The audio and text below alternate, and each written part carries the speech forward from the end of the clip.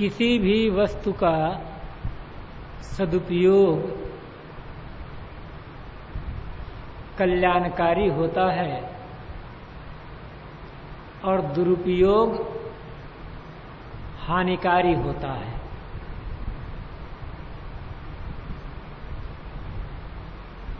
कोई चीज अपने आप में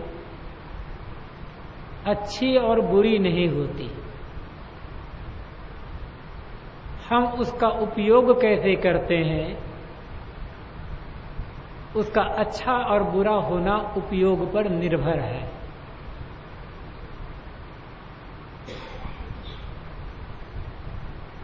एक छुरी है, उस छुरी को आप अच्छी कहेंगे कि बुरी कहेंगे? छुरी केवल छुरी है, वो अच्छी भी नहीं है और बुरी भी नहीं है, हानिकारी भी नहीं है और लाभकारी भी नहीं। अपने आप में उसकी कोई कीमत नहीं है। उसका उपयोग हम कैसे कर रहे हैं, उपयोग पर निर्भर है। वही छुरी किसी का प्राण ले सकती है, जीवन ले सकती है, और वही छुरी किसी को जीवन दे सकती है। छुरी यदि डॉक्टर के हाथ में है और डॉक्टर उस छुरी को किसी रोगी के पेट में घुसाता है, ऑपरेशन करता है और रोगी को डॉक्टर जीवन दे देता है। ऑपरेशन किया, जो रोग था उसे दूर कर दिया, बस आदमी स्वस्थ हो गया। हॉस्पिटल में रोते हुए गया था और हंसते हुए वहां से बाहर होता है। वही छुरी एक चोर और डाकू के हाथ में है, वो डाकू भी किसी आदमी के पेट में ही छुरी घुसाता है, परिणाम क्या होता है? आदमी का जीवन समाप्त हो जाता है। छुरी वही है, डॉक्टर भी पेट में घुसा रहा है और डाकू भी पेट में घुसा रहा है, लेकिन दोनों के परिणाम में जमीन और आसमान का अंतर है। डॉक्टर जीवन देता है और डाकू चोर जीवन ले लेता है। दोनों ने छुरी का प्रयोग किया। अब छुरी को क्या कहोगे, अच्छी कहोगे कि बुरी कहोगे? वो तो छुरी तो छुरी। ऐसे ही हमें ये जो जीवन मिला हुआ है, इस जीवन का हम कैसा उपयोग करते हैं? अपने लिए बंधन बनाने और दुख बनाने के लिए प्रयोग करते हैं, या बंधन को काटने और सुखी होने के लिए प्रयोग करते हैं? हर आदमी के पास तीन चीजें हैं। दुनिया में जितने भी आदमी हैं,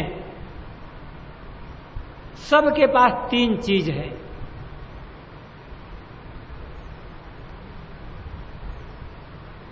धनी हो, गरीब हो, साधु हो, गृहस्थ हो, स्त्री हो, पुरुष हो, कोई भी आदमी हो, हर आदमी के पास तीन चीज है।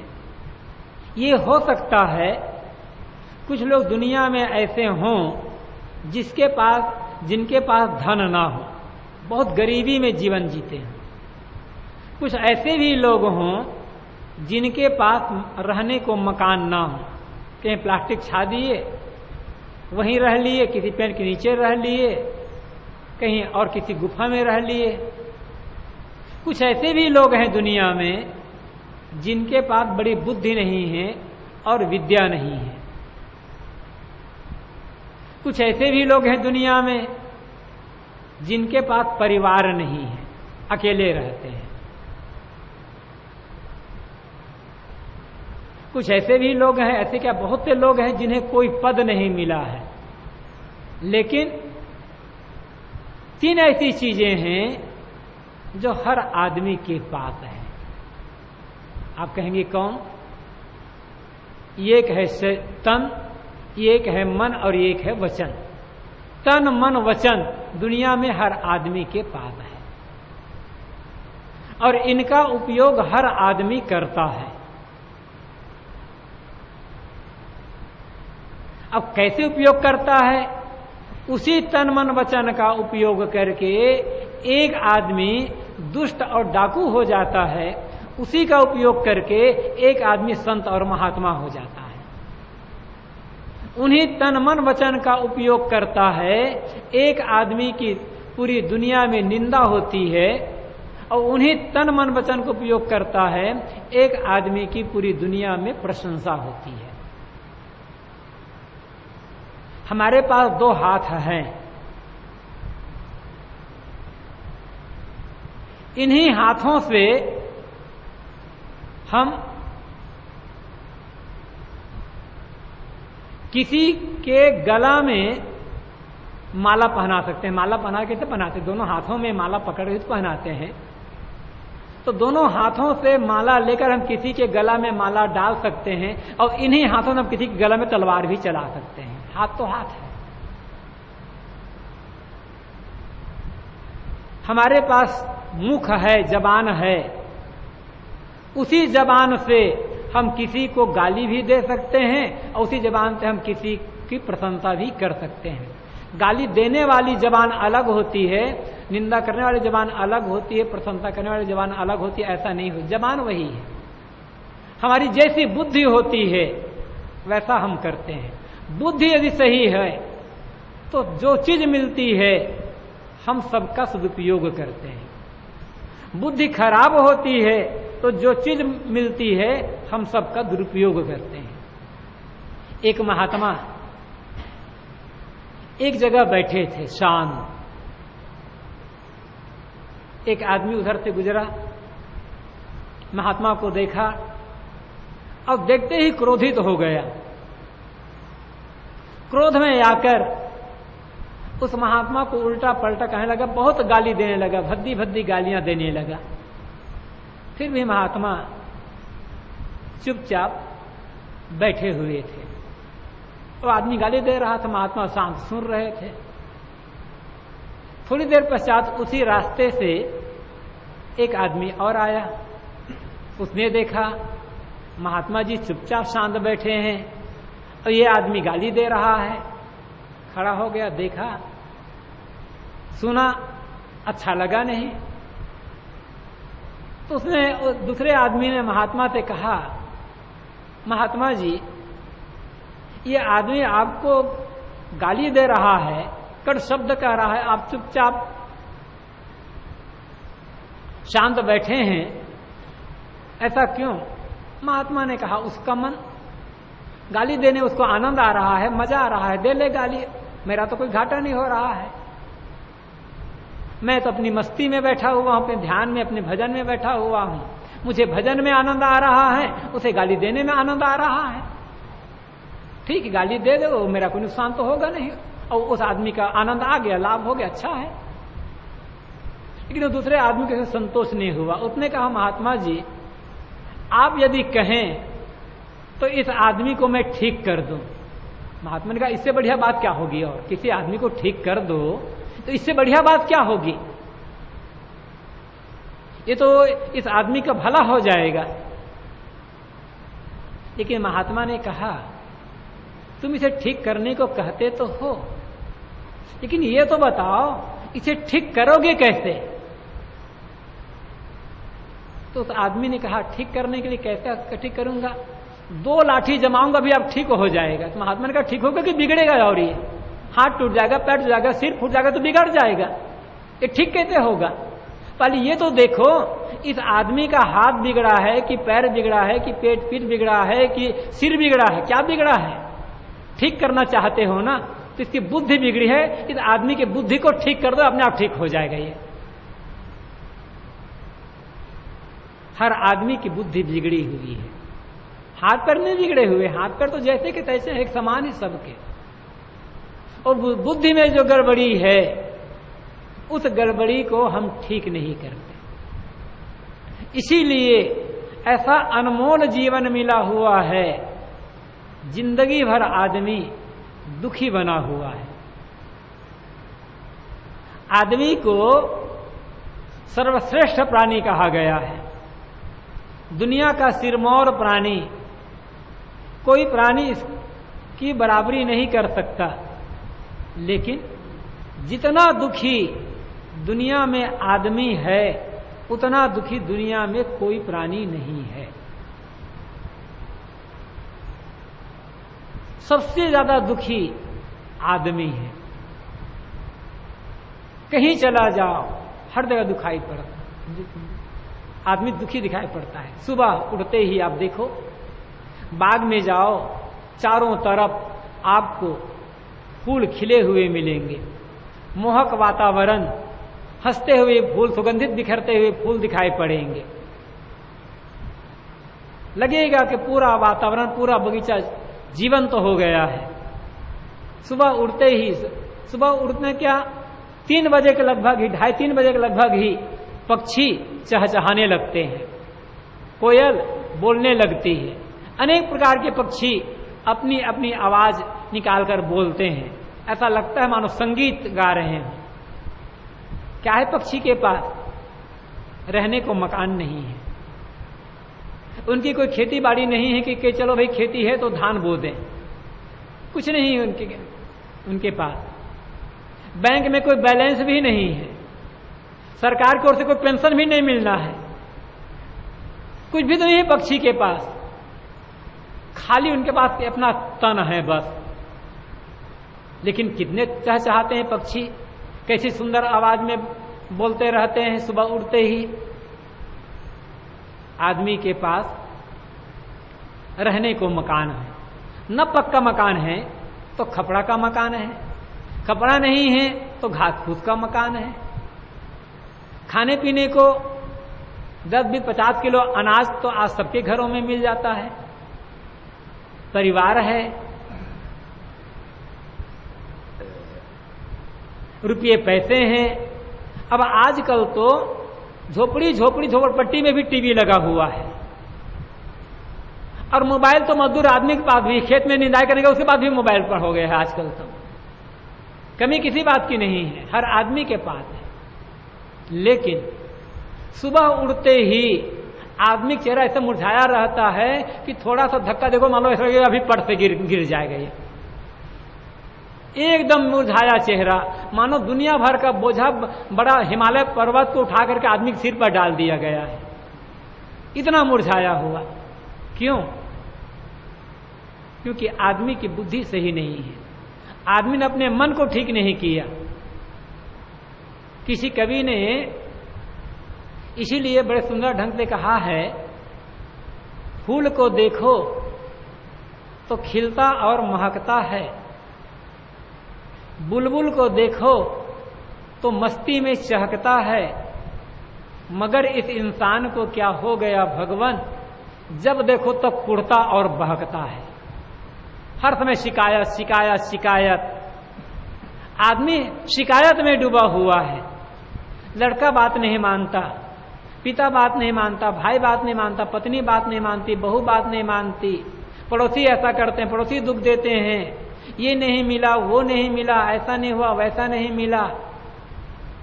खाने को बैठे तो क्या कहें, आज भोजन में नमक कम हो गया तो मिर्चा नहीं पड़ा तो चटनी नहीं मिली, बस तमाम शिकायत में डूबा है आदमी। और शिकायत में डूबे हुए आदमी को जीवन में कभी सुख नहीं मिलेगा। सुखी रहना चाहते हो तो शिकायत करना छोड़ो। हर आदमी अपने अपने ढंग से व्यवहार करता है। अब जहां रहना है घर में, तो वहां किसी से गलती होती है तो उसे प्रेम से समझाओ। प्रेम से समझाओगे तो आपकी बात वो मान लेगा।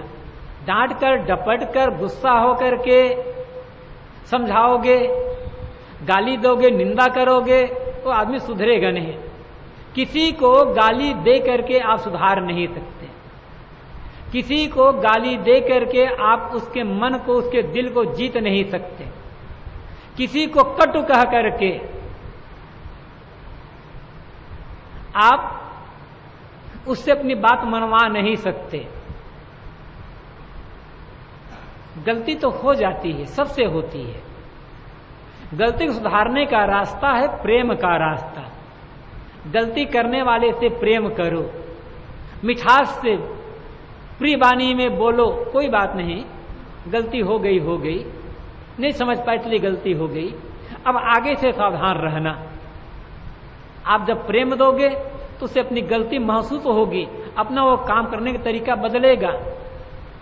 चीज जो टूट जाती है, टूटी हुई चीज आप बाजार से खरीद करके फिर ला सकते हो, लेकिन किसी का दिल टूट गया तो उस टूटे हुए दिल को जोड़ने के लिए कोई मलहम, कोई फेविकोल अभी बना नहीं कहीं। कहां से लाओगे फेविकोल? उसके लिए तो फेविकोल है, उसके लिए तो जोड़ने का माध्यम है आपका स्नेह, आपका प्रेम, आपका सुंदर व्यवहार। और आदमी यही नहीं जानता, प्रेम करना नहीं जानता। स्वयं चाहता है कि लोग मुझे प्रेम का व्यवहार दें, मुझसे प्रेम करें, मुझे मीठी वाणी में बोलें, लेकिन स्वयं ऐसा नहीं करता। तो जो चीज टूट गई है, गिर गई, फूट गई, आप फिर खड़े करके ला सकोगे। और दिल टूट गया तब उस समय क्या करोगे? इसलिए किसी का दिल मत तोड़ो। और दिल टूटता कैसे है? हमारे कटु व्यवहार से, अप्रिय वाणी से, कठोरता से। इसलिए कठोरता का व्यवहार किसी के साथ मत करो, अप्रिय वाणी ना बोलो, कटु वाणी ना बोलो। अब गाली तो भूल करके भी कभी जबान से मत निकालो। छोटे हो, बड़े हो, अपरिचित हो, परिचित हो, कोई भी हो, किसी को भी कभी गाली मत दो। गाली देना हमारी असभ्यता है। जो असभ्य आदमी होता है वो गाली देता है, चाहे वो पढ़ा लिखा हो, अफसर भी हो, बड़ा विद्वान भी हो, लेकिन गाली दे रहा है, इसका मतलब वो आदमी असभ्य आदमी, जानवर है। अभी उसके भीतर का जानवर समाप्त नहीं हुआ है। फर्क इतना है कि जानवर पढ़ा लिखा नहीं होता है और वो पढ़ा लिखा जानवर है, इतना है बस। कभी किसी को भी भूल से गाली मत दो। और गाली कोई लेता नहीं है, गाली तो लौट करके देने वाले को ही मिलती है। वो कहानी सुनी होगी आप लोगों ने, मैं दोहरा देता हूं कि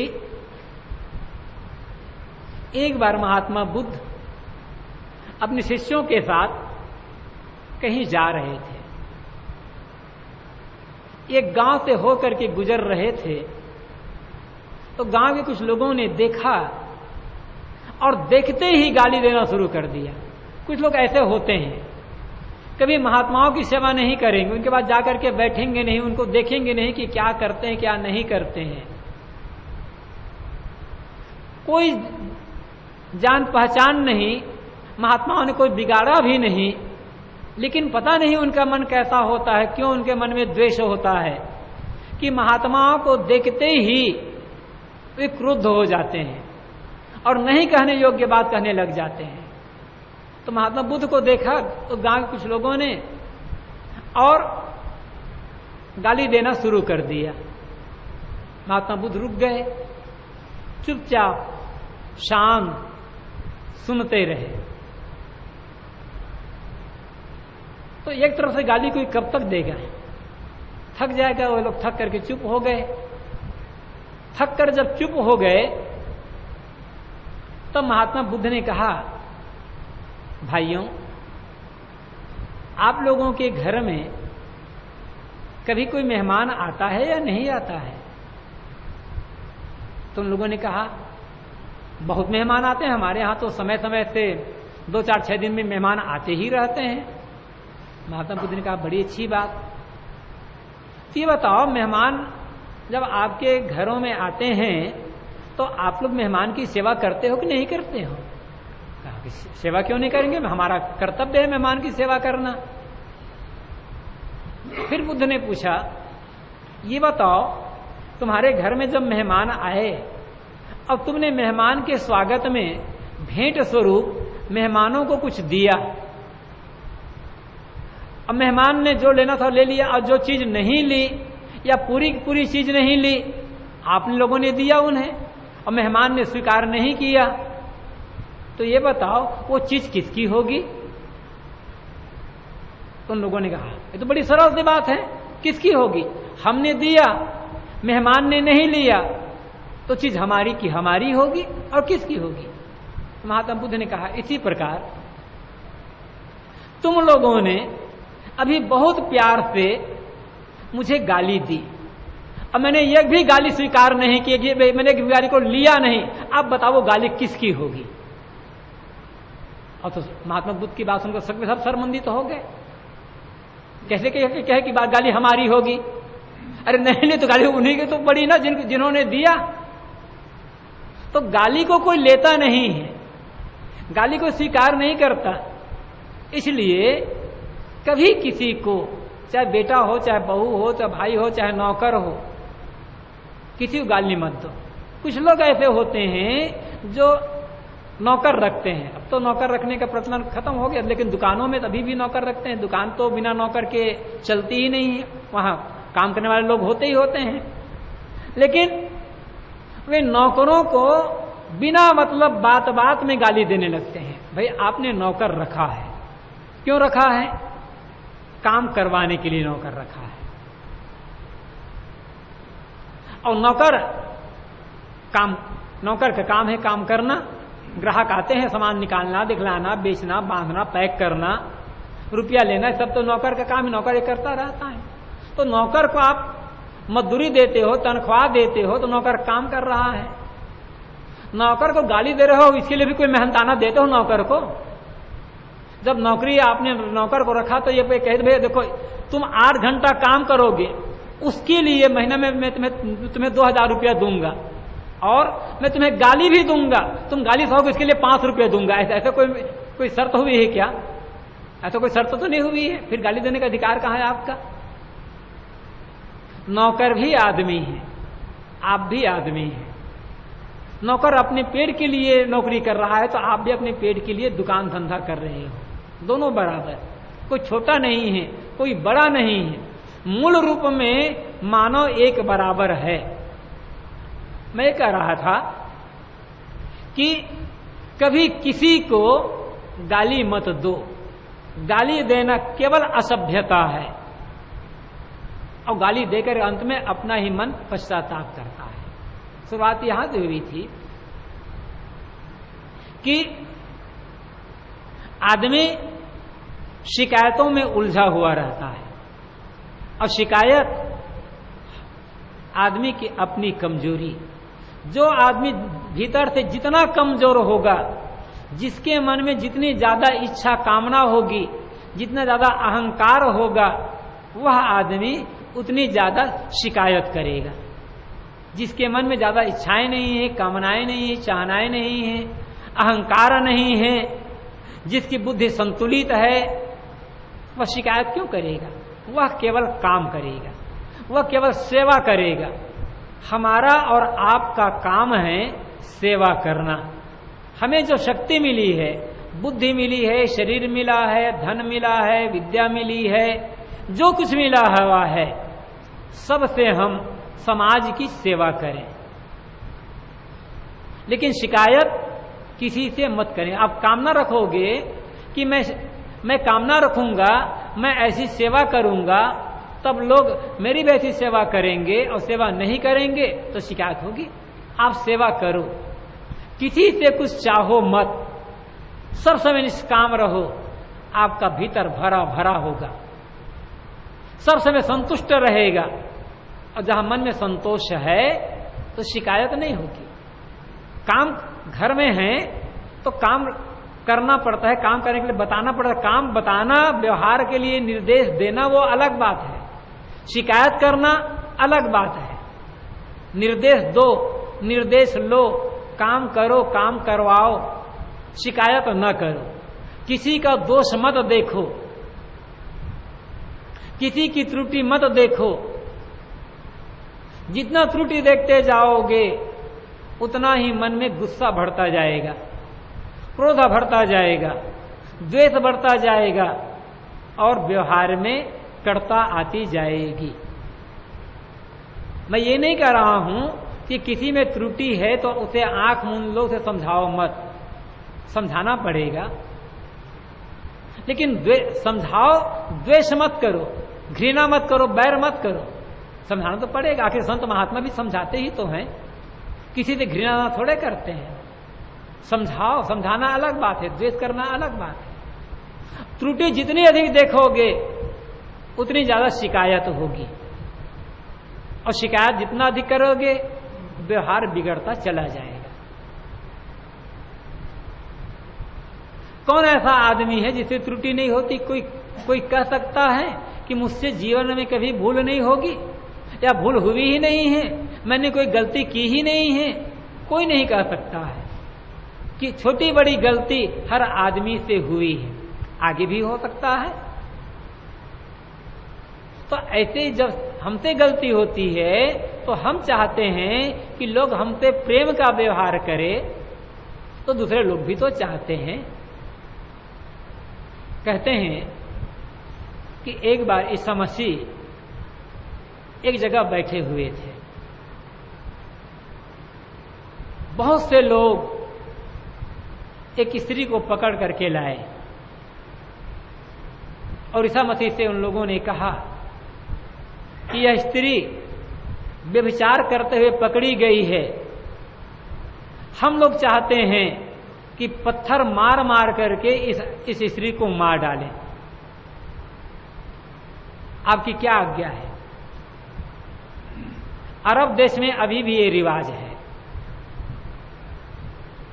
कि कोई स्त्री यदि व्यभिचार करते हुए पकड़ी जाए तो उसे लोग खुले मैदान में ले जाते हैं और चारों तरफ से घेर लेते हैं, और पत्थर फेंक फेंक करके मार, जब पत्थर सिर में लगता है कि नाक में लगता है कोई मतलब नहीं है, इतना मार डालते हैं। हाँ, और पुरुष पकड़ा जाए तब सांप छोड़ देते हैं। व्यभिचार स्त्री ने भी की, उसके लिए तो पत्थर मार फेंक फेंक करके मार डालेंगे। व्यभिचार पुरुष ने भी किया, उसके लिए कोई सजा नहीं है, सारी सजा स्त्रियों के लिए। तो ईसा मसीह के पास स्त्री को ले गए लोग और कहे कि स्त्री व्यभिचार करते हुए पकड़ी गई, हम इसे पत्थर फेंक फेंक करके मारना चाहते हैं, आपकी क्या आज्ञा है? ईसा मसीह ने कहा, तुम लोग बिल्कुल ठीक कहते हो, ऐसी दुराचारणी स्त्री को जीने का कोई अधिकार नहीं, इसको तो मार ही डालना चाहिए।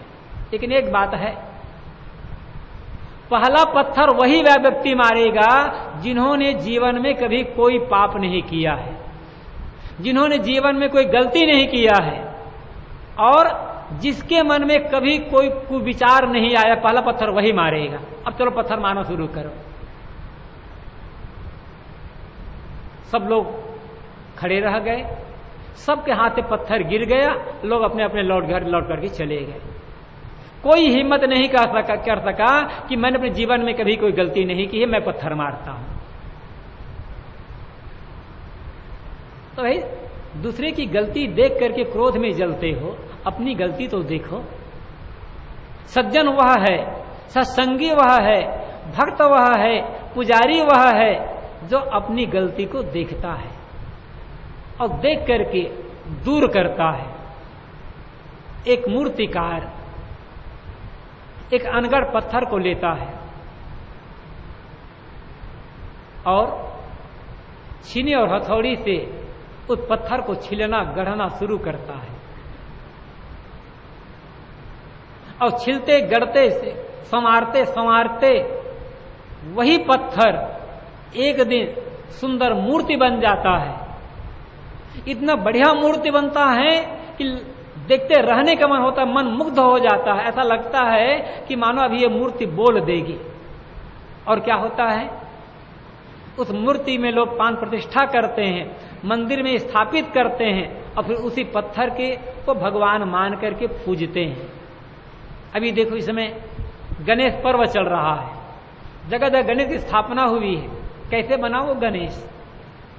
कहीं की एक खेत में या मैदान में मिट्टी का ढेला पड़ा हुआ था, कलाकार उस ढेला को लाया, भिंगाया, राख डाला, कपड़ा डाला और रुई डाला और कुछ किया, फिर एक बांस का ठाट बनाया और उसी फिर गीली मिट्टी को लेपना शुरू किया और लेप करके सुंदर मूर्ति का आकार दे दिया। अब मूर्ति बहुत आकर्षक जान पड़ती है। कहीं वो ढेला पड़ा था किनारे में मैदान में आकर्षक नहीं जान पड़ रहा था, देख करके मन खुश नहीं होता था। कलाकार के हाथ में पड़ गया वो ठेला और कलाकार ने अपनी कला का उपयोग किया, सुंदर मूर्ति बना दिया। अब वो वही मिट्टी मूर्ति बन करके जगह जगह पूजी जा रही है। कहां से आई वो? तो उस कलाकार ने, उस मूर्ति बनाने वाले ने पत्थर को गढ़ा, छीला, संवारा। हम लोग अपने जीवन को गढ़े, छीले और संवारे। ये सुंदर जीवन मिला है हमें। जीवन जैसा सुंदर इस दुनिया में और आपको कोई दूसरी चीज मिलेगी ही नहीं। लेकिन दुर्भाग्य यह कि हम इस सुंदर जीवन को रोज रोज खराब ही करते चले जाते हैं। कलाकार ने तो अनगढ़ पत्थर को, बेडोल और कुरूप पत्थर को गढ़ छील करके सुंदर मूर्ति बना दिया और मूर्ति भगवान बन गए, अब पूजा जा रहा है। हम लोग क्या कर रहे हैं? अपने सुंदर जीवन को रोज रोज खराब करते जा रहे हैं, गलत बोलकर, गलत काम करके और गलत सोच करके। जब हम पैदा हुए थे कौन सी खराबी थी हमारे जीवन में? सदगुरु कबीर ने तो कहा है, बीजक साखी प्रकरण की पहली साखी में साहब हमें बताते हैं हमारी वास्तविकता को और याद दिलाते हैं हमारी निर्मलता की। साहब कहते हैं, जहिया जन्म मुक्ता हता। जब तुम्हारा जन्म हुआ था तब तुम मुक्त थे। हर आदमी मुक्त होकर के पैदा होता है। कौन दोस्त था जो अभी बच्चा पैदा हुआ है, गाली देना जानता है, कि झूठ बोलना जानता है, कि जुआ खेलना जानता है, शराब पीना जानता है, बीड़ी सिगरेट पीना जानता है, छलकपट करना जानता है, चोरी करना जानता है? क्या जानता है वो? कोई दोष नहीं है, एकदम निर्दोष जीवन है वो उसका। और निर्दोष जीवन, निर्मल जीवन ही तो मुक्त जीवन होता है। हर आदमी मुक्त होकर के, साफ पाक होकर के पैदा होता है, लेकिन उस निर्मलता को, उस निर्दोषता को हम बनाए नहीं रख पाते। ज्यों ज्यों हम बड़ा होते जाते हैं त्यों त्यों हमारे जीवन में दोष आते चले जाते हैं, विकार आते चले जाते हैं, गंदगी आते चले जाते हैं और एक दिन हमारा जीवन इतना दोषों से भर जाता है कि पहचानना भी मुश्किल होता है कि अभी ये जीवन निर्मल रहा होगा। उसी का परिणाम यह है कि अंतिम समय में जब दुनिया से जाने का अवसर आता है तब हमारे मन में बड़ी पीड़ा होती है, बड़ा क्लेश होता है, बड़ी अशांति होती है। अंतिम समय में मन में पीड़ा हो रही है तो समझ लो हम जीवन की बाजी को हार गए हैं। जीवन की बाजी जीतने का अर्थ है जब दुनिया से जाने का समय आए तब मन में कोई पीड़ा ना हो, कोई क्लेश ना हो। जैसे हम कहीं जाते हैं पहुना बन करके, जिसके घर हम पहुना बन करके गए, घर वालों ने हमारा बहुत स्वागत किया, सत्कार किया, आवभगत किया, खाने पीने की अच्छी व्यवस्था की, रहने की अच्छी व्यवस्था की, हर प्रकार से हमें सुविधा मिली। हम 2 दिन, 4 दिन, 6 दिन, 8 दिन, कहीं महीना भर रह गए। अब कहते हैं भैया अब जाने दो, अब घर जाना है मुझे, अब छुट्टी दो। वो लोग कहते हैं नहीं और रुको, 2 दिन और रह गए, फिर आपको तो अब तो जाने दो। वहां से जाते हैं तो हमारे मन में कोई दुख नहीं होता है कि इसके घर आया था, बढ़िया बढ़िया खाने को मिल रहा था, बढ़िया स्वागत हो रहा था, सत्कार हो रहा था, बड़ी सुविधा मिल रही थी, कोई काम भी नहीं करना पड़ रहा था। कथा पहुना काम करता है क्या? पहुना कोई काम नहीं करता, खाली बैठे बैठे खाता है पहुना। पहुना कोई काम थोड़ा लेता है। लेकिन जब हम छुट्टी मांगते हैं और जब छुट्टी होती है तो हंसी खुशी अपने घर जाते हैं, बस वही हंसी खुशी, वही प्रसन्नता जो पहुना के मन में है कि अब मुझे छुट्टी मिल गई, अब मैं अपने घर जा रहा हूं, जो प्रसन्नता, जो खुशी उस पहुने के मन में है, वही खुशी, वही प्रसन्नता दुनिया से जाते समय हमारे मन में होना चाहिए। कि इस दुख भरे संसार से मुझे छुट्टी मिल गई, इस शरीर में रह करके आज तक मैंने कष्ट भोगा, दुख उठाया, सुविधा मिली, रोग सहन किया, दुनिया के झंझट सहन किया, अब इस झंझट से, इस रोग से, इस कष्ट से छुट्टी मिल गई। मन में प्रसन्नता हो, मन में खुशी हो, आनंद हो, तब समझो कि हम जीवन की बाजी को जीत लिए। लेकिन दुर्भाग्य ऐसा कहां होता है। बिरले बिरले लोग ऐसे होते हैं जो दुनिया से जाते समय प्रसन्न रहते हैं, अन्यथा 99% से ज्यादा लोग रोते रोते ही यहां से विदा होते हैं। ये जिंदगी की बाजी को हारना क्यों? रोते रोते जिंदगी विदा क्यों होते हैं? क्योंकि जीवन को सही ढंग से जिया नहीं, जैसा जीवन बिताना चाहिए वैसा जीवन बिताया नहीं, जो काम करना चाहे था वो काम करना नहीं, वो काम किया ही नहीं, तो पछतावा तो होगा ही होगा। तो मैं ये कह रहा था कि हमें ये सुंदर जीवन मिला है, निर्मल जीवन, हम पैदा हुए थे, कोई दोष नहीं था, एकदम साफ पाक जीवन। और जिसका जीवन साफ पाक होता है ना, उसी का स्वर्ग में प्रवेश होता है। स्वर्ग प्रवेश क्या, वो आज ही स्वर्ग में जी रहा है। ईसा मसीह से किसी ने पूछा कि स्वर्ग में किसका प्रवेश होगा, स्वर्ग में कौन जा सकता है? तो पास में एक छोटा बच्चा, बिल्कुल छोटा बच्चा खेल रहा था धूल में।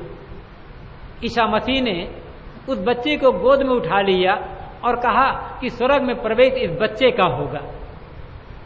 अर्थ है जिसका मन इस बच्चे के मन के समान सरल होगा, निर्मल होगा, कुटिलता रहित होगा, दोष मुक्त होगा, वही व्यक्ति स्वर्ग में प्रवेश कर सकता है। बच्चे के मन में कोई कुटिलता नहीं होती। आप लोगों ने देखा होगा कि दो छोटे छोटे बच्चे हैं, दोनों खेलते हैं पास में, और खेलते खेलते दोनों बच्चे झगड़ जाते हैं, और झगड़ते ही नहीं, मारपीट भी कर लेते हैं। उसको उसने मार लिया, उसको उसने मार लिया, और मारा तो दोनों बच्चे रोते रोते घर जाते हैं। दोनों बच्चे के माँ ने पूछा, क्यों क्यों रो रहे हो? वो बच्चा कहता है अमुक ने मुझे मार दिया, वो कहता है अमुक ने मुझे मार दिया। अब माँ ने सुना तो माँ तो गुस्से में आ गई। अब वो बड़बड़ाते हुए, गाली देते हुए निकलती है। उधर तो उसकी माँ निकली, उधर तो उसकी माँ निकली, और दोनों झगड़ने लग गए। अब दोनों बचाकर वहीं पर फिर खेलने लग गए। अब समझदार कौन है? बच्चे समझदार है कि माँ समझदार है? जो झगड़ा किए थे, मारपीट किए थे, तो खेलने लगे फिर वहीं के वहीं। क्योंकि बच्चों का मन बड़ा सरल होता है। आदमी बड़ा होता है ना तो मन कुटिल हो जाता है, चालाक हो जाता है, और चालाक आदमी कभी सुखी नहीं हो सकता। सुखी होगा जिसका मन सरल है, क्योंकि छोटा बच्चा कुछ जानता नहीं है, क्या झूठ है क्या सही है उसे कोई पता नहीं। सरल मन जैसा सिखा वैसा सीख लेता है। एक आदमी घर में बैठा था, छोटा बच्चा भी था उसका, 2-3 साल का, घर में खेल रहा था आंगन में।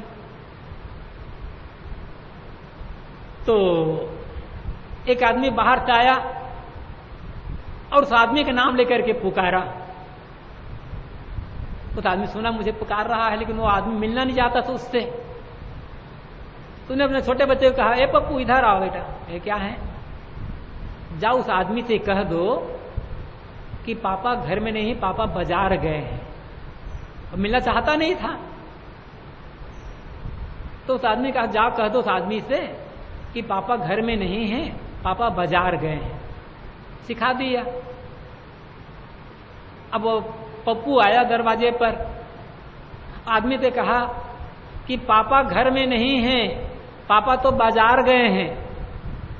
तो आदमी कहा, पापा बाजार गए? हाँ। कि पापा कब लौट रहे? बाजार लौट कर कब आएगा? अभी रुके, पापा से पूछ रहे, बताता हूं। अब उसे क्या मालूम कैसे नहीं कहना चाहिए?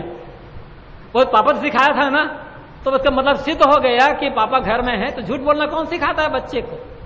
झूठ बोलना तो माता पिता ही सिखाते हैं। बच्चा तो सरल होता है।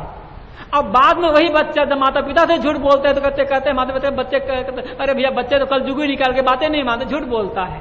सिखाया तो आपने है ना, बच्चों को झूठ बोलना मत सिखाओ, बच्चों के सामने कोई गलत काम ना करो, तो बच्चा कलजुगी नहीं निकलेगा। कलजुगी पहले माता पिता बन जाते हैं। खैर और दूसरा प्रसंग है, बस समय से चर्चा होगी बाद में। तो आदमी जब पैदा होता है उस समय जीवन में कोई दोष नहीं होता। साहब कहते हैं जहिया जन्म, जब तुम्हारा जन्म हुआ था तब मुक्ता हता, तुम मुक्त थे, निर्दोष थे, निष्पाप थे। दुर्भाग्य यह हुआ जितना तुम बड़े होते गए, समझदार होते गए, ज्ञानी बनते गए, अपने जीवन में एक न एक दोष लाते चले गए और ऐसा हो गया जीवन कि दोषों से भर गया। चलो कोई बात नहीं, दोषों से भर गया, अब करना क्या है? करना वही काम है जो काम एक कलाकार ने एक मूर्ति बनाने वाले ने किया। जैसे मूर्ति बनाने वाले ने छीनी और हथौड़ी से छील छील करके पत्थर को संवारा है, ऐसे ही अब हम लोग ज्ञान भक्ति सेवा सत्संग का आधार लेकर के अपने जीवन को छिलना और गढ़ना संवारना शुरू करें। संवारते जाएंगे संवारते जाएंगे संवारते जाएंगे तो हमारा जीवन भी एक दिन सुंदर मूर्ति बन जाएगा और हमारा ये जीवन सफल हो जाएगा। हम सब काम करते हैं, बस यही काम नहीं कर पाते।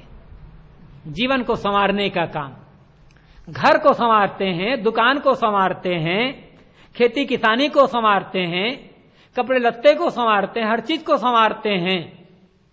जीवन को संवारने का काम, मन को संवारने का काम नहीं कर पाते। इसलिए भरा पूरा परिवार, धन दौलत सब कुछ होने के बाद भी जीवन में सुख नहीं मिल पाता, शांति नहीं मिल पाता। कारण बाहर नहीं है, कारण भीतर है। मैंने शुरू में कहा था कि दुनिया में हर आदमी के पास 3 चीजें हैं, तन है, मन है, वचन है। इन तीनों का हम सही ढंग से उपयोग करें, तीनों का अच्छा उपयोग जब करेंगे तो जीवन संवर जाएगा। पहले हम शरीर को ले, शरीर से ऐसा कोई काम न करें जो काम दूसरों के लिए दुखदाई हो। इसलिए महात्माओं ने कहा है शरीर के 3 दोष होते हैं, चोरी, हत्या, व्यभिचार। इन तीनों से अपने आप को बचाओ और किसी को दुख देने वाला काम न करो। दुख दोगे दुख मिलेगा, ये दुनिया का नियम। जो हम देते हैं वही लौट करके मिलता है। खेत में जैसा बीज डालते हैं वैसी फसल तैयार होती है। धान का बीज डालेंगे, धान की फसल तैयार होगी। गेहूं चने मटर के बीज डालेंगे तो गेहूं चने मटर की फसल तैयार होगी। गेहूं का बीज बो और चना की फसल तैयार हो, ये कैसे होगा? जैसी फसल चाहिए वैसा बीज डालो। जीवन में कोई आदमी दुख नहीं चाहता। यदि दुख नहीं चाहते हो तो दुख देना बंद कर दो, बस दुख नहीं मिलेगा। और दुख दोगे और सोचोगे कि सुख मिल जाए, नहीं मिल पाएगा। कबीर कमाई आपनी निष्फल कभी न जाए, बोया पेड़ बबूल का आम कहां से खाए। बबूल का पेड़ बो करके आम का फल खाने की इच्छा करना अपने को धोखा देना है। हम लोग यही कर रहे हैं, अधिकतम लोग यही कर रहे हैं। गलत काम करते जा रहे हैं, गलत सोच रहे हैं, गलत बोल रहे हैं, गलत काम कर रहे हैं और चाहते हैं कि जीवन में सुख मिल जाए। कहां से मिलेगा? और सुख नहीं मिलता तब तमाम पूजा पाठ हवन तर्पण भी कर रहे हैं। जहां से होना चाहिए सुधार, वहां सुधार नहीं करते। बबूल का पेड़ बो, कहीं से आप बबूल का बीज ले आओ और बबूल का बीज बो करके रोज वहां अखंड कीर्तन करो, अखंड पाठ करो, जगराता करो, नाम जपो, माला फेरो, आरती वंदना करो और गंगा जल ला करके उस बबूल के बीज को रोज सींचो। अब ये सोचो, जब से मैंने बबूल का बीज डाला है जमीन पर, रोज इसे गंगा जल से सींच रहा हूं, यहां पर अखंड पाठ कर रहा हूं, अखंड कीर्तन कर रहा हूं, जगराता कर रहा हूं, नाम जप रहा हूं, पूजा पाठ वंदना कर रहा हूं। अब इस बबूल में कांटे नहीं आएंगे, गेंदा का फूल आएगा। तो क्या कहेगा? आदमी पागल हो गया है। अरे बबूल का बीज बोए हो तो गेंदा का फूल कहां से आएगा? उसमें तो कांटे आएंगे ही आएंगे। इसी प्रकार से जब करना गलत है, बोलना गलत है, सोचना गलत है, दूसरे को दुख दे रहे हो, हजार भगवान की पूजा कर लो, दुख ही मिलेगा, सुख नहीं मिलेगा। भगवान क्या करेगा? पूजा बिल्कुल मत करो, पाठ बिल्कुल मत करो, अखंड जागरण अखंड कीर्तन बिल्कुल मत करो, आरती वंदना कुछ मत करो। गलत करना छोड़ो, गलत बोलना छोड़ो और गलत सोचना छोड़ो और दुख देना बंद कर दो, अपने आप सुख मिलेगा। बुनियादी बात आदमी समझता नहीं है, बुनियादी चीज से दूर, क्योंकि इसमें मेहनत पड़ती है। अपने सुधार करने में मेहनत है, पूजा करने में कौन सी मेहनत? लेकिन सच्ची पूजा क्या है? सच्ची पूजा है जीवन के कर्मों का सुधार करना। सदगुरु कबीर ने तो कहा है, जहां जहां डोलूं सो परिक्रमा, जो कुछ करूं सो पूजा, जब सोऊं तब करूं दंडवत, भाव मिटाऊं दूजा।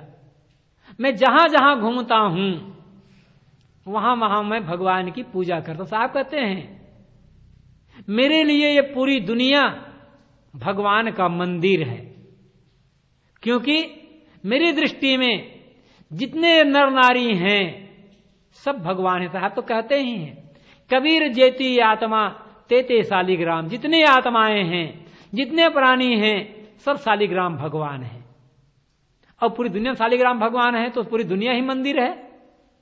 और जब पूरी दुनिया मंदिर है तो जहां जा रहे हैं, खेत जाओ तो भगवान की परिक्रमा, दुकान जाओ तो भगवान की परिक्रमा, बाजार जाओ तो भगवान की परिक्रमा। अपने मन को ऐसा निर्मल तो बना। हम लोग यही काम नहीं करते और बहुत कुछ करते हैं, जीवन को निर्मल नहीं बनाते, मन को निर्मल नहीं बनाते, बहुत कुछ करते। सत्संग सुनना सरल, ग्रंथ पढ़ लेना सरल, महात्मा लोग आ गए तो महात्मा की सेवा पूजा कर लेना सरल, महात्मा को भोजन देना भी सरल, धर्म के ग्रंथ पढ़ लेना सरल, मंदिर जाना सरल। जीवन को सुधारना कठिन है। और जब तक जीवन को सुधारेंगे नहीं तब तक जीवन में परिवर्तन नहीं होगा। खाली पूजा पाठ करके परिवर्तन थोड़े हो जाएगा। मैं पूजा पाठ का विरोधी नहीं हूं। कोई आदमी पूजा करता है, पाठ करता है, हवन करता है, अच्छा है, इससे मन में थोड़ी सात्विक भावना आती है। कुछ नहीं करने का पीछे कुछ कर रहा है, ठीक ही कर रहा है। खाली बैठा है, प्रपंच कर रहा है, इससे बढ़िया यह हुआ कि मंदिर में गया, आरती करने लग गया, पूजा करने लग गया, वंदना करने लग गया, मन तो वहां शुद्ध होगा थोड़ा सा। प्रपंच में तो मन खराब होना था, जुआ कड्डे में जाता मन खराब होता। उससे अच्छा मंदिर में जाकर के पूजा करना, पाठ करना, आरती वंदना करना अच्छा है, उसका विरोध नहीं है।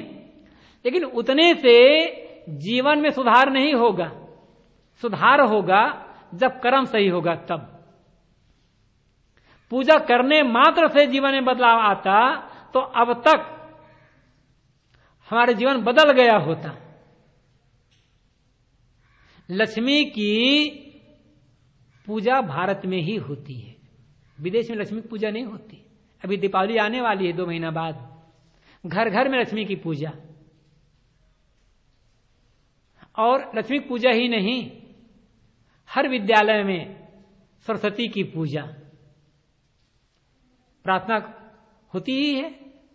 बहुत सारे विद्यालयों में सरस्वती की प्रार्थना होती, पूजा होती, सरस्वती चित्र बना रहे थे कि सरस्वती विद्या की देवी है, लक्ष्मी धन की देवी है, और हनुमान जी, गणेश जी विघ्नहर्ता हैं। गणेश की पूजा कर लो, सारे विघ्न दूर हो जाएंगे। हनुमान की पूजा करोगे, सब भूत प्रेत पिशाच भाग जाएंगे। हनुमान की पूजा करोगे तो हनुमान बल के प्रतीक हैं, बहुत बल मिल जाएगा। ये आपकी भावना है, इस भावना रखकर पूजा करते हो, कोई बात नहीं है। लेकिन इतना विचारना चाहिए, लक्ष्मी की पूजा करने मात्र से धन आता तो भारत में भी एक भी आदमी कंगाल नहीं होता, सब धनवान हो गए होते। बढ़िया है, बाजार में गए, 2 रुपए की मूर्ति खरीद लिए और पूजा कर लिए। 2 रुपए की मूर्ति खरीदो, 2 लाख मिल जाएगा, बहुत सस्ता उपाय है। लेकिन लक्ष्मी की पूजा रोज कर रहे हैं बहुत से लोग, धनवान कहां बन रहे हैं? पूजा करने से धन नहीं मिलेगा। धनवान आदमी तब बनेगा जब मेहनत करेगा, मेहनत के भीतर खर्च करेगा, दुर्व्यसन से बचा कर रखेगा, तब धनवान बनेगा। सरस्वती की पूजा करने से विद्या आती तो भारत में भी आदमी अनपढ़ होगा और अंगूठा छाप नहीं होता। बढ़िया है, सरस्वती पूजा कर लो, विद्या आ जाएगी, पढ़ने की क्या जरूरत। सरकार को कहना चाहिए आप विद्यालय मत बनाइए, अध्यापक को नौकरी मत दीजिए, खाली सरस्वती की पूजा करवाइए, भारत के सब विद्वान बन जाएंगे। ऐसा होता है क्या? और यदि हनुमान की पूजा करने से बल मिलता तो ओलंपिक में सारे गोल्ड मेडल भारत वाले को ही मिलता, विदेश को ही नहीं मिलता। लेकिन क्या ऐसा होता है क्या? तो पूजा करना अपनी जगह पर है। पूजा मैं शुरू में कहा था, मैं पूजा का विरोधी नहीं हूं, लेकिन खाली पूजा के बल पर यह सोचना कि हमें सब का सब मिल जाएगा, धोखा है। पूजा करो मन की निर्मलता के लिए, पूजा करो सात्विक भावना के लिए, अपनी श्रद्धा को बढ़ाने के लिए, लेकिन साथ साथ जीवन का सुधार करो। जीवन का सुधार नहीं हो रहा है। हम लोग ने जैसे मूर्तिकार ने मूर्ति को गढ़ा छिड़ा संवारा, हम ऐसे जीवन को गढ़े छिड़े संवारेंगे नहीं तो एक तरफ पूजा भी होती रहेगी, एक तरफ जीवन दुख से भरा भी रहेगा। असली पूजा नहीं है। साहब कहते हैं ऐसा करो कि जो कुछ करो तो पूजा, तुम्हारे सारे के सारे कर्म पूजा बने। वो कब होगा? जब मन निर्मल होगा, मन में सेवा की भावना होगी, मन छल कपट से, धोखाधड़ी से, कुटिलता से रहित होगा। किसको धोखा देते हैं? जिसे धोखा दे रहे हैं वो भी तो हमारा ही भाई है, हमारे समान ही तो है। लेकिन स्वार्थ में आदमी अंधा हो जाता है, अहंकार में आदमी अंधा हो जाता है, और स्वार्थ में पड़कर, अहंकार में पड़कर ऐसे ऐसे काम करने लग जाता है जिसे देख करके बड़ा आश्चर्य होता है। शुरू में मैंने कहा था कि आदमी दुनिया का सर्वश्रेष्ठ प्राणी, लेकिन आदमी ने अपने को संभाला नहीं, अपने कर्तव्य को भूल गया, अपने पथ को भूल गया, चला गया गलत रास्ते पर, और उसका परिणाम क्या हुआ? चारों तरफ अशांति। लोग कहते हैं जमाना बहुत खराब आ गया महाराज, भ्रष्टाचार बढ़ गया है, घूसखोरी बढ़ गई है, बेईमानी बढ़ गई है, घोटाला बढ़ गया है, मिलावटबाजी बढ़ गई, चारों तरफ बेईमानी बढ़ गई है। प्रश्न यह है, ये बेईमानी कहां से आई है? आकाश से टपकी है कि धरती फोड़कर पैदा हुई है? कौन कर रहा है बेईमानी? आदमी ही तो कर रहा है ना। भटक गया है आदमी अपने रास्ते से, उस भटकाव को दूर करना है। हम दुनिया का सुधार नहीं कर सकते, सुधार अपना तो कर सकते हैं। अपना सुधारने लग जाए, दुनिया सुधर जाएगा। बाहर कहां जाना है? इसलिए अपने जीवन को देखें। शैतान यदि कहीं है तो आदमी में है, भगवान कहीं यदि है तो आदमी में है। आदमी जैसा भगवान कहीं नहीं मिलेगा तो आदमी जैसा शैतान भी कहीं नहीं मिलेगा। अपनी शैतानियत को दूर करें और आप अपने भीतर जो भगवत्ता है उसका उद्घाटन करें। दुनिया का सर्वश्रेष्ठ प्राणी बहक गया है, इसलिए दुनिया में सारी समस्याएं पैदा हुई है। जरा कल्पना करो, इतना कानून है दुनिया में, इतने नियम हैं, इतने पुलिस हैं, इतने जेल खाना है, इतने न्यायालय हैं, तब तो दुनिया की स्थिति यह है। ये सब ना होते तो क्या होता? एक दिन के लिए पूरी दुनिया में यह घोषणा कर दी जाए कि 20 सितंबर को, आज 18 सितंबर है, एक दिन बाद, या 19 सितंबर को ले लो, 19 सितंबर 2010 को पूरी दुनिया में किसी भी प्रकार का कोई भी कानून नहीं रहेगा, किसी के लिए कोई प्रतिबंध नहीं रहेगा। जो आदमी जैसा चाहे वैसा कर सकता है, कोई रोक टोक नहीं है। एक साथ पूरी दुनिया में ऐसी घोषणा कर दो, परिणाम क्या होगा? 20 सितंबर को दुनिया नरक से भी खराब हो जाएगी। करने वाला कौन होगा? दुनिया का सर्वश्रेष्ठ प्राणी आदमी। शैतान लाने की जरूरत नहीं पड़ेगी। भगवान को पुकारना बड़ा सरल, आदमी बनना बड़ा कठिन। आदमी बन जाए ना तो भगवान को पुकारने की जरूरत नहीं होगी। आदमी नहीं बन पा रहा है, इसलिए सब समस्याएं पैदा हुई है। अब क्यों नहीं बन पा रहा है आदमी? उसे जो तन मिला है, मन मिला है और वाणी मिली है, उसका वो सही उपयोग नहीं कर रहा है। तीनों को बिगाड़ डाला है। तन से ऐसे काम करता है जिससे दूसरे को नुकसान पहुंचे, दूसरे को दुख हो। वाणी से ऐसी बात बोलता है जिससे दूसरे का अपमान हो, दूसरे की निंदा हो और दूसरे के दिल में ठेस पहुंचे। और मन से ऐसी बातें सोचता है जिससे अपना मन तो मलिन हो और दुनिया का अमंगल हो। तो बिगाड़ तो आएगा ही आएगा ना। हम अब कुछ और कर पाए या ना कर पाए, सेवा नहीं करते कोई बात नहीं, ज्ञान भक्ति विवेक विचार साधना में आगे नहीं बढ़ पाते कोई बात नहीं। शक्ति अपनी अपने तन मन वचन को हम ना बिगाड़े। हमारा तन है, हमारा मन है, हमारा वचन है, इस पर तो हमारा अधिकार है। एक संकल्प ले लें कि आज से मैं कभी कोई गलत काम नहीं करूंगा, गलत बात नहीं बोलूंगा, गलत बात नहीं सोचूंगा। सुबह उठे, अब सुबह उठ करके आप अपने बिस्तर पर बैठे बैठे एक संकल्प ले, एक व्रत ले ले, किसी को बताइए मत। सुबह उठे और एक संकल्प ले कि आज सुबह से शाम तक मैं किसी को गाली नहीं दूंगा। आज मैं सुबह से शाम तक किसी पर क्रोध नहीं करूंगा। आज मैं सुबह से शाम तक कोई गलत काम नहीं करूंगा। रोज ये संकल्प करो, केवल आज के लिए। केवल आज मैं किसी पर क्रोध नहीं करूंगा। सबको रोज ऐसा करो, आज मैं किसी पर ईर्ष्या नहीं करूंगा, किसी से द्वेष नहीं करूंगा। अपने मन को सोचे कि आज मैं अपने मन को निर्मल रखूंगा, मन में क्रोध नहीं लाऊंगा, ईर्ष्या नहीं लाऊंगा, द्वेष नहीं लाऊंगा। आज मैं सुबह से शाम तक कोई गलत बात नहीं बोलूंगा। रोज ऐसा संकल्प करते जाएं, देखेंगे कि कुछ दिनों में ही आपके जीवन में, हमारे जीवन में इतना परिवर्तन होगा कि हमें स्वयं आश्चर्य होगा कि हमारा जीवन इतना कैसे हो गया। लेकिन हम ये सोचते कहां हैं? समय ही नहीं है।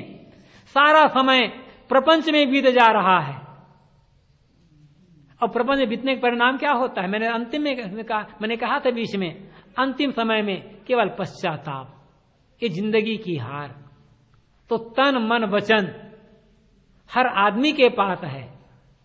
हम दूसरे को न देखें, अपने तन मन वचन को हम अपने बस में रखें, उसे शुद्ध करें, निर्मल करें, तो जिसके लिए हमें जीवन मिला है मानव जीवन, परमानंद पाने के लिए, परम शांति पाने के लिए, आत्मकल्याण का काम करने के लिए, वह काम इसी जीवन में हो जाएगा। और जब इस दुनिया से जाने का समय होगा, जीवन का आखिरी समय आएगा, तब मन में कोई पछतावा नहीं होगा, मन में प्रसन्नता होगी कि जो काम करने के लिए मैं आया था वो काम हो गया। इसी के लिए सदगुरु कबीर ने कहा था कि जेहि मरने से जग डरे, मेरे मन आनंद, कब मरी हो कब पाई हो पूर्ण परमानंद। ऐसा कौन कह सकता है? जिन्होंने जीवन को सही ढंग से जिया, जो चीज हमें मिली, जिसके लिए मिली थी, हमने उसका वैसा उपयोग किया। हम ऐसा उपयोग नहीं करते। एक छोटा सा चुटकुला कहूंगा और अपनी बात मैं समाप्त करूंगा। रद बेटा, तो एक छोटा सा चुटकुला, और चुटकुला हम लोगों के भी लागू होता है। अध्यापक बच्चों को विद्यालय में पढ़ा रहा था। पढ़ाते पढ़ाते अध्यापक ने बच्चों से एक प्रश्न किया, बच्चों ये बताओ, वह कौन सी चीज है जो बनी है किसी और काम के लिए, लेकिन उसका उपयोग किसी और काम के लिए किया जाता है। जरा ध्यान दें, अध्यापक का प्रश्न है बच्चों के लिए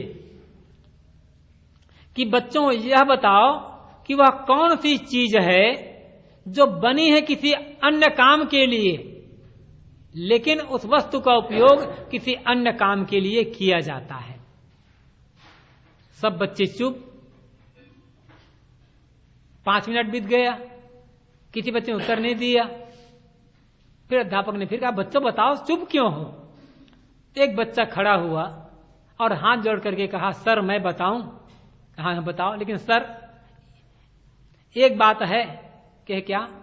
मेरे उत्तर से आप नाखुश ना होइएगा, मेरे उत्तर से आप क्रोध मत करिएगा, तब बताऊंगा। ये कि हाँ बताओ। तो बच्चे ने कहा, सर आपके हाथ में जो रूल है ना, डंडा, ये बना हुआ है लकीर खींचने के लिए, लेकिन आप इसका उपयोग करते हैं हम लोग मारने के लिए। जो रूल है बना हुआ है लकीर खींचने के लिए और उसका उपयोग करते हम लोग मारने के लिए। ये चुटकुला हुआ। ऐसे ही हम लोगों को ये जो जीवन मिला हुआ है आत्मकल्याण का काम करने के लिए और दूसरों की सेवा करने के लिए, लेकिन इस जीवन का उपयोग हम लोग करते हैं दूसरों को दुख देने के लिए और अपना बंधन बनाने के लिए। हम लोग गलत रास्ते में जा रहे हैं। गलत रास्ते में जाना बंद करें और जो जीवन मिला हुआ है उसका सही उपयोग करें और इसी उपयोग की कला सीखने के लिए जीवन क्यों मिला है, कैसे जीना चाहिए, क्या करना चाहिए, क्या नहीं करना चाहिए, इसकी सीख लेने के लिए ही सत्संग का आयोजन समय समय पर होता है। कबीर आश्रम संक्रिय में 10 दिनों का जो सत्संग चल रहा है, इसी जीवन को सही ढंग से जीने के लिए, इसका सही उपयोग करने के लिए यह आयोजन हुआ है। हम लोग इस सत्संग में आकर के ज्ञान की बातें सुने, समझें, मनन करें और जीवन में आचरण करें, ताकि जो जीवन हमें मिला है आत्मकल्याण का काम और सेवा करने के लिए, उसी में लग करके इस जीवन का सही उपयोग करके आत्म शांति का लाभ लें। यहीं पर अपनी वाणी को मैं विराम देता हूं।